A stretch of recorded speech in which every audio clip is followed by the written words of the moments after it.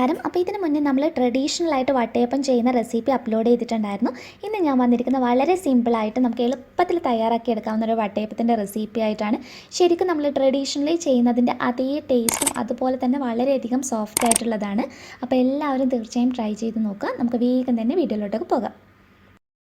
അപ്പോൾ വട്ടയപ്പം തയ്യാറാക്കി എടുക്കുന്നതിനായിട്ട് ഒരു ബൗളിലോട്ട് നമുക്ക് 1 കപ്പ് അരിപ്പൊടി ചേർത്ത് കൊടുക്കാം. 250 ml കപ്പിന് 1 കപ്പ് അളന്ന് വെച്ചിട്ടുള്ളതാണ്. അപ്പോൾ ഇത് നിങ്ങൾക്ക് പത്തിരിപ്പൊടിയോ ഇടിയപ്പത്തിൻ്റെ പൊടിയോ ഒക്കെ വെച്ചിട്ട് ചെയ്യാവുന്നതാണ്. ഞാനിപ്പോൾ പാക്കറ്റ് വാങ്ങിച്ചിട്ടുള്ള ഇടിയപ്പത്തിൻ്റെ പൊടിയാണ് എടുത്തിട്ടുള്ളത്. ഇത് വെച്ചിട്ട് നമുക്ക് നല്ല സോഫ്റ്റായിട്ട് തന്നെ തയ്യാറാക്കി എടുക്കാൻ കഴിയും. അപ്പോൾ നിങ്ങൾ അളന്നിരിക്കുന്ന ആ കപ്പിന് തന്നെ സെയിം അളവിൽ നമുക്ക് തേങ്ങ ചിരകിയത് ചേർത്ത് കൊടുക്കാം. അപ്പോൾ തേങ്ങയുടെ ആ ഒരു ബ്രൗൺ കളറൊക്കെയുള്ള ഭാഗം ഉണ്ടെങ്കിൽ അതൊന്ന് മാറ്റി ചെയ്യണമെങ്കിൽ നല്ല പ്യുവർ വൈറ്റായിട്ട് നമുക്ക് റെഡിയാക്കി എടുക്കാവുന്നതാണ്. അപ്പോൾ അത് വേണമെങ്കിൽ നിങ്ങൾക്കൊന്ന് ശ്രദ്ധിക്കാവുന്നതാണ്. ഇതിലോട്ട് ഞാനൊരു 2 ടേബിൾ സ്പൂൺ ചോറ് ചേർത്തിട്ടുണ്ട്. ചോറിൻ്റെ അളവ് ഒരിക്കലും കൂടുതൽ ഉപയോഗിക്കരുത്. ഇനി നല്ലൊരു ഫ്ലേവറിന് വേണ്ടിയിട്ട് ഒരു 1/2 ടീസ്പൂണിനടുത്ത് ഏലക്കപ്പൊടി ചേർത്ത് കൊടുക്കാം. പിന്നെ ഇതിൻ്റെ മധുരം ഒന്ന് ബാലൻസ് ചെയ്യാൻ ഒരു 2 പിഞ്ച് ഉപ്പ് കൂടി ചേർക്കാം. അതിനുശേഷം നമുക്ക് ഇതിലോട്ടേക്ക് ആവശ്യത്തിനുള്ള മധുരം ചേർത്ത് കൊടുക്കാം. ഞാനിപ്പോൾ 6 ടേബിൾ സ്പൂൺ പഞ്ചസാരയാണ് ചേർക്കുന്നത്.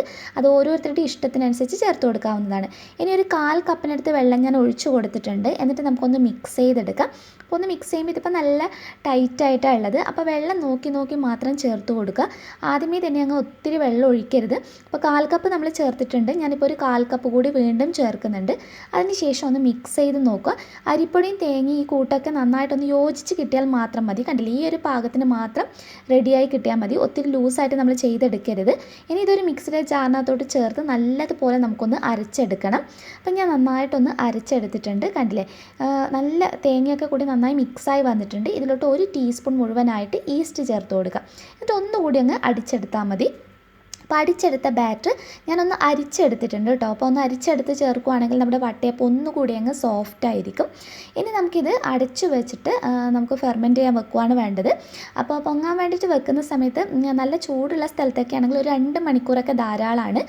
അപ്പോൾ ക്ലൈമറ്റിനനുസരിച്ച് മാറും കേട്ടോ. 2 മണിക്കൂർ തുടങ്ങി 5 മണിക്കൂറൊക്കെ വെക്കേണ്ടി വരും. അപ്പോൾ നമുക്ക് ഏതായാലും ഇതൊന്ന് അടച്ചു വെച്ചിട്ട് ഫെർമെൻറ്റേഷന് വേണ്ടിയിട്ട് വെക്കാം. അപ്പോൾ അതിന് ശേഷമുള്ളത് ഞാനൊന്ന് കാണിച്ചു തരാം നിങ്ങൾക്ക്.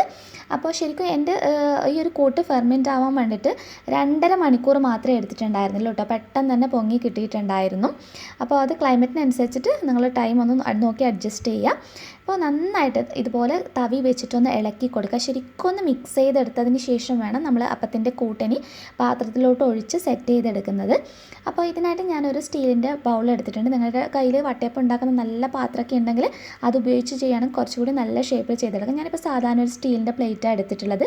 ഇതിൽ കുറച്ചൊന്ന് എണ്ണ തടവി കൊടുത്തിട്ടുണ്ട്. ഇത് പെട്ടെന്ന് തന്നെ നമുക്ക് വേർപെട്ട് കിട്ടും പാത്രത്തിനകത്ത് നിന്ന്. അപ്പോൾ കുറച്ച് മാത്രം ഒഴിച്ചു കൊടുക്കുക, ഒത്തിരി ഒഴിച്ചു കൊടുക്കരുത്. ഇനി ഒരു പാത്രത്തിനകത്തോ അല്ലെങ്കിൽ ഇഡ്ഡലി പാത്രത്തിനകത്തോ വെള്ളം വെച്ചിട്ട് നന്നായിട്ട് ആവി വരുന്ന സമയത്ത് നമുക്ക് അതിനകത്തോട്ടേക്ക് ഇത് ഇറക്കി വെക്കാവുന്നതാണ്. പെട്ടെന്ന് തന്നെ ഇത് കുക്കായി കിട്ടും. ഒരു 5 മിനിറ്റേ ആവശ്യമായിട്ടുള്ളൂ. അപ്പോൾ ഇതൊന്ന് അടച്ചു വെക്കാം.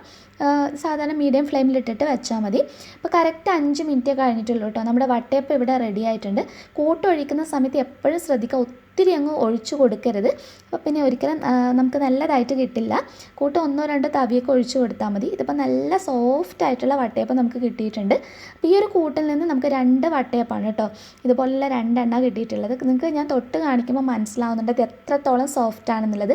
നമ്മൾ ട്രഡീഷണലി ചെയ്യുന്ന അതേ ടേസ്റ്റും അത്രയധികം സോഫ്റ്റായിട്ട് തന്നെയാണുള്ളത്. തേങ്ങാപ്പാലിൻ്റെ ഒന്നും ആവശ്യമില്ല.